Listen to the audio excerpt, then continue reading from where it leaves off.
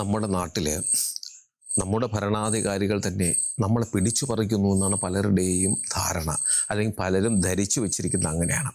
അത് സാഹചര്യങ്ങൾ കൊണ്ടാണ്. നമ്മളത് കൃത്യമായി മനസ്സിലാക്കണം. എന്താണ് സാഹചര്യം?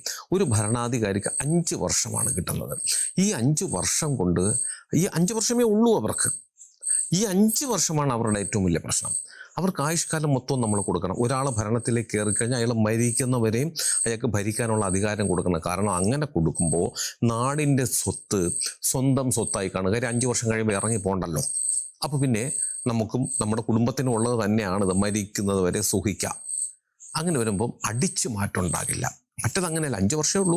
5 വർഷം കഴിയുമ്പോൾ ഇറങ്ങിപ്പോണം, മറ്റവൻ കയറി വരും.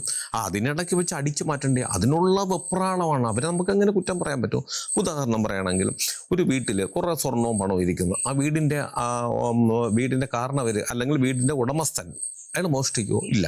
പക്ഷെ ഒരു കള്ളം വന്ന് കയറിയല്ലോ. കള്ളനറിയാം വെളുക്കുന്നതിന് മുമ്പ് ഇതെത്ര അടിച്ചു മാറ്റിയിരിക്കണം, ഇല്ലെങ്കിൽ വീട്ടുകാരുള്ളവരും എൻ്റെ കാര്യത്തിൽ തീരുമാനമാകും. അവൻ ആ വെളുക്കുന്നതിന് മുമ്പ് എല്ലാം അടിച്ചുകൊണ്ട് പോകും.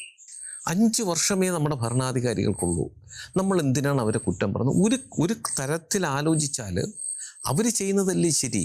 അവർക്ക് പണം വേണ്ടേ? അതിന് ഇത്രയും സമയമേ ഉള്ളൂ. ഇതിനിടയ്ക്ക് വേറെ എന്തെങ്കിലും സംഭവിച്ചാൽ അപ്പോൾ രാജിവെക്കണം. അപ്പോൾ പിന്നെ കിട്ടുന്നിടത്തോളം സമയം അവരത് ചെയ്യും. പാവം ഭരണാധികാരികൾ.